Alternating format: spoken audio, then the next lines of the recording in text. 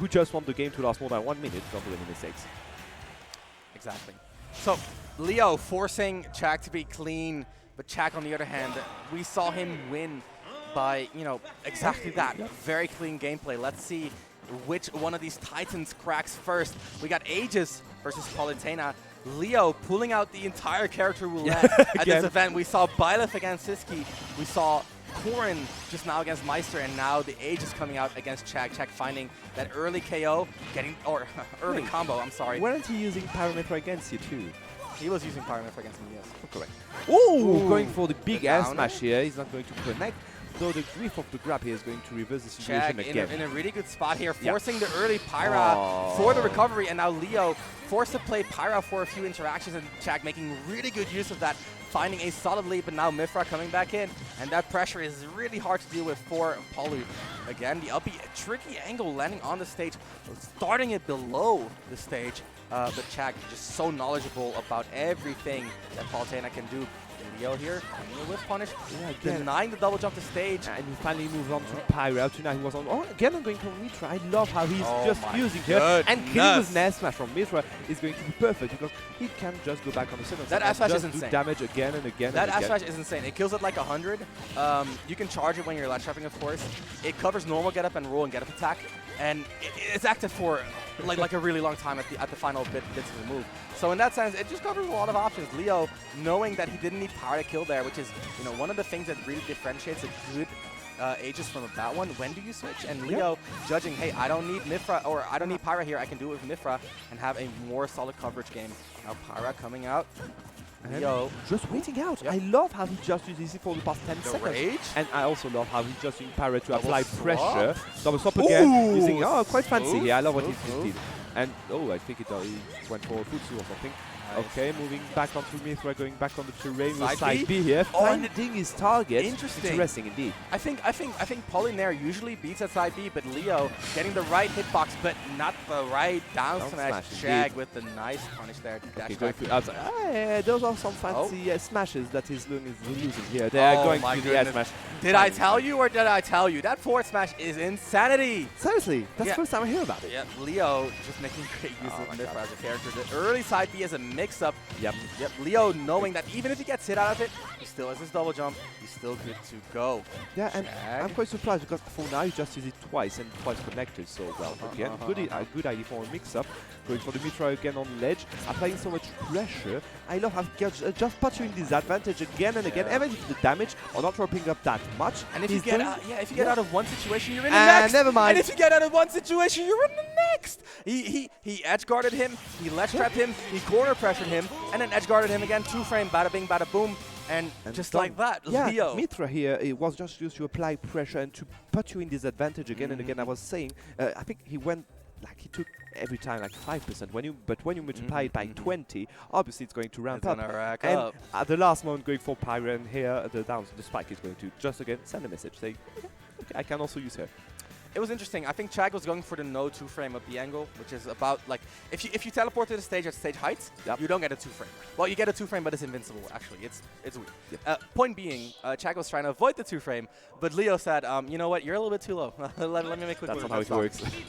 So Chag a little bit. I don't think Chag made the wrong choice there. I actually think he played the situation pretty well, just a little bit off on the execution. And Leo, like you said, you cannot make a mistake like that against Leo. Let's see if Battlefield can give Chag, you know, some renewed chances here. Leo again with an early lead. Already 33%. Missing this one here. That's interesting. Yeah. Leo went for the up tilt, expecting a fast fall on the Nair, but Chag actually not fast falling. Very hard to actually do that. Very hard to not fast fall knowing your opponent's waiting for you. Yeah, pretty confident. Again, pretty calm. This is what we said about Chag himself. He's someone that remains stoic during the whole game, and again, something you need to do against MkLeo. Leo now applying the pressure, finding the tech chase. Again, just pushing, just resetting the corner. Right, now you get a ledge trap. Okay, ledge trap filled, corner pressure, and you're back off stage. Now we get some edge guarding. Okay, now we push him back into the corner, and now you got to fight out of the corner.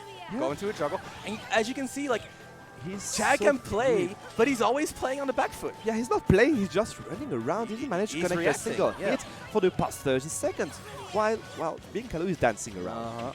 Back throw, 160. And that's the thing about Leo, he hasn't really thrown out kill moves yet. No, he's not. Never mind. Well, because he's reacting, right? He's not throwing him out. He sees, hey, I can react to the normal getup with the down touch. Because you can. That move is like frame 8. It's super active. It's honestly one of the best normal getup punishes in the game because you don't need to preempt it. It's a special attack that you can use on reaction. And we were talking about it beforehand, being like on the prediction with the positioning and reaction on the action you're taking afterwards. Exactly. And here we go, going again. Ooh, okay. And here is perfect. He just went there, got countered, and did fast fall to avoid the counter. Exactly. Leo here again is applying that corner pressure, just continuously keeping up that advantage. The Pyra, the read. This is, doesn't even go for a 2-frame there. Instead, opts to go for a little bit of a jump read, sacrificing a lot of stage control. Chag is, however, still feeling that pressure. Mythra is just all over the stage, especially stage at Battlefield. I think personally this is one of their best stages. But Chag, of course, knows a little bit more about how Leo plays Ages than I. MkLeo is vibing here. He's just literally dancing around. I'm sorry, look at what he's doing. Literally, he didn't take a single down up to now, while Chag is just chasing him all right. He DI'd the down tilt. I never thought I'd see the day. There you go. And the spike. Chag, very, very clean on that finish. And, 90% difference. This is definitely not a lost game yet. Not yet, but for now, again, I'm not talking about the time. Did you talk about the time it took him to get to these percents? Because up to now, he was just getting advantage into advantage into advantage. And, well, 2 minutes in advantage is like kind of a lifetime. Yes, it is. So far, Leo showing control over the game. Even if Chag can let his, can make his mark here and there, the overall pacing is entirely set by Leo. And Chag getting the bounce off of the side of the stage. That is a shame. Again, a little bit of an executional error leading into an entire stock and out Chag overextending on the jab too. And I think that's a pretty good game plan you could have, like remain in advantage all day long, and when there's a single mistake, you take advantage of it and you just take the stock at that moment. That's literally like MkLeo in a nutshell. Exactly. That's all he does. That's all. Like if you're a top level player, that's what you want to be. Leo showing basically how beautiful Smash can be if you are as precise, as accurate, as technical as he is. Because it doesn't look like he's not doing anything flashy, right? No, he's not. He's just there. He's not missing. He's not missing his spacing. He's not missing his fastballs. He's not missing his auto cancels. He is so accurate here. Look at this. He's going to get back on the terrain again. The disadvantages lasted for 5 seconds at most. Okay. Never mind. Big smash attack, not going to be a KO. Leo getting a free ride back to the stage. Again. Chag not getting the juggles here. Maybe overextending a little bit when he does get that opportunity. Like feeling like, oh, I finally got my hit in. Now I got to make the most out of it. And that might be biting him in the behind. Chag landing his hits. Leo beefy here. Stalled his up B so well. I love it. Another dominant game by MkLeo. That's just what we were just saying. Again, here Chag saw an opportunity, went for it, tried to commit again because he was pretty fine. He just went overboard here. And MkLeo kind of reacting to it again, going for the beefy up B and while punishing it accordingly. More importantly, delaying the up B as long as he could. He could have delayed longer, but until he saw the opportunity, went for the overshoot up B. And just, amazing reversal by MkLeo there. And that's kind of the thing, right? Because if, like you said yourself, if you're stuck in disadvantage for like a minute or 2 minutes, when you get that hit, you get frustrated. It's like, it's my time now. Yeah, finally. Now I can do to him what he was doing to me. Do you see the heavy characters like K-Roll, DK, all of that? Like, the game plan of a K-Roll or DK is like, you're going to get hit for 1 minute, and during the 15 seconds you got, you need to make like the most of it. Everything happen, The thing is that whenever you're playing against MkLeo, this is basically the same thing with every character. But the problem, if you do any mistakes, it's already the end of the 15 seconds. He's forcing you to play his game. And at the moment, it looks like Chag has ran out of steam from a really long bracket against a lot of killers. However, it's not over yet. There's still games left to play, and Chag is gaming for the first time 96. Is it the driver's seat for the first time of the set? And it's wow, not just the driver's seat. He just left it on the road. Yeah. He made MkLeo's first stock. It was roadkill. Let's see what happens now. I think he did annoy him a bit. Going for the down smash though. Leo overextending in this scenario. Chag finally in a place of control. Let's see how far he can push it, how long he can hold on to it. Nair. Whoop! Ooh, That's dash the back. second one. Yeah, I don't know if this is confidence or desperation, you know? Yeah, and this is the kind of situation that you would keep in mind for later. Because for now, what he didn't get 50%. He didn't get much out of it. Yeah, he that's could have what you grabbed and get with gotten a the same. Nair. No, Exactly. you keep this information afterwards when you can get a kill with it. I agree. I mean, you can punish it, but you don't need to down smash it. I think the situation after down smash is even like, you know, a little bit worse than getting something like a grab. So I do Chag, agree. Just of showing course, his hand, I guess. Yeah, he's showing his hand. That's exactly what it is. I mean, I don't mean to criticize the players Yeah, there. sorry. You know, like I don't know better than them. But I can look at the decision and say, hey, man, I'm not sure why. Yeah, exactly. This is the decision that's being made. Yeah, we can only guess at USA. Exactly. For now, again, he's still ahead. He's still ahead. Yeah, I'm surprised that Leo up smash on the dash attack didn't kill. He even charged it, but look here, Leo again. Establishing the control, the reactionary, the down smash being basically a tilt with kill power coming through here. He just saw the lad nearby and went, I can down smash, and he went for it. Exactly. Let's see how it goes now. Again, 62%. Ooh, That's nice not patience that by much. Chag. We've seen him do that much damage after a minute or two of advantage. Let's see how it goes now. Now again, taking control of the terrain. Okay, but the lead is widening. Yeah. The lead is widening. Surprisingly Chag here, he went. re-establishing control. He went to the attack again back after the late with his back here. We were talking about it beforehand, and we've seen how it works here.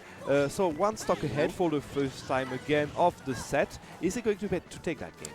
Leo so frequently going for the down tilt on the ledge hang. Kala with Pyra loves to do that. Now the anti-land grab. Threatening the dash attack, but again, instead we see the Mythra and Chag still holding on to a bit of control, but we can see it waning. Whoa. We can see it waning. Leo with the Pyra. The ledge trap is activated. How do you get out? The jump, the mix-up, very well done by Chag. Even finds his own combo. A little bit of a dropout due to Battlefield, but Chag showing a lot of adaptation in this game. I'm really enjoying what I'm seeing here. I am also amazed by what he's doing in MkLeo here. He swapped to Pyra and he's staying on Pyra for like, he's been there for 1 minute or so because I think he's got confident in his reads. And we're talking how he reacts and all. Talking about now, reads. I think he's starting to understand exactly how Chag is working, hence why he was still on Pyra up to the end, because he knew how he was going to react and he was again confident in what he was doing. I also think generally Pyra does fine against Palutena because of her tilts, like 4 tilt, up tilt, both amazing moves at anti-airing Palutena. So far though, Mythra putting in a lot of work too, overextending the combo, not quite connecting. Chag getting his own. And look at that, what started off as 2 really strong stocks for Chag. Now Leo again in control. Maybe you're right, Humming. Maybe he did catch on to something critical. Maybe Chag's adaptations were for naught.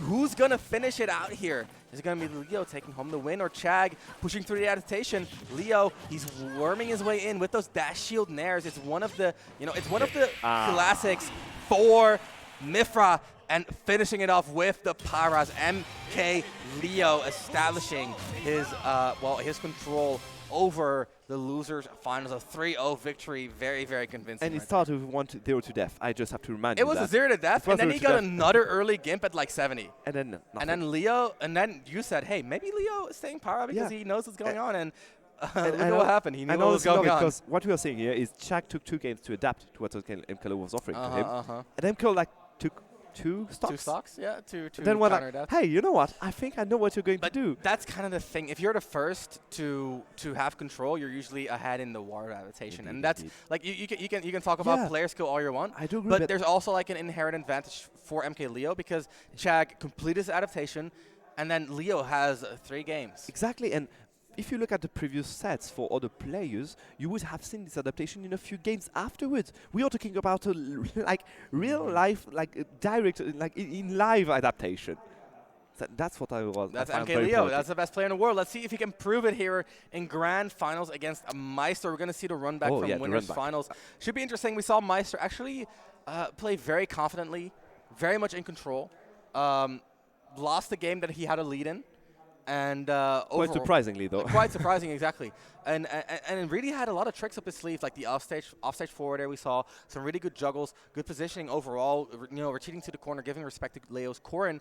I'm actually curious to see if we're going to see more Corrin. I'm kind of feeling the buy left. I'm kind of feeling the buy left. Maybe. He's going to please the crowd, maybe, about it. Because up to now, if he were to please the crowd, he would have to go Joker. Nah, I mean, come on. I'm not dreaming. I'm just stating reality. I'm still saying I'm not dreaming, I'm hoping. Imagine we say Joker. Joker. And then you hear all the crowd on the other side from the French crowd. But I'm also hyped for the Byleth. His Byleth is hella clean. I completely agree. I just heard a lot of noise, a lot of cheers. There's a word We're about to find out, I think, as we're setting up for grand finals. Guys, thank you so much for joining us for the ride. Of course, Colossel, thank you guys so much for tuning in and checking us out. One of the biggest tournaments that Europe has ever seen. Yes, the biggest one up to date. Up to date. Maybe it's time to thank a few people and a few associations. First of all, thanks GameTech and Lados for the work they've been doing. This is all TO team and all people you've seen running around, guys have been awesome. solving the issues and all. Thanks to the schools, the venue we are in, Epitech, Artstup, Izeg, and XP, who were the school that offered them the venue and the locals. Thanks to the stream, we have the GBC right there. We had Solari for the French stream. We have Mystic Squad for the Spanish one. And we finally have Zakdani and Wanted for the equipment they let us borrow. And finally, also thank Cash Prize. Top Asha for the Cash Prize. Yeah. All coming together to create a huge production today. And of course, thank you guys for tuning in. We couldn't have done it without the hype. Hope you guys are ready for the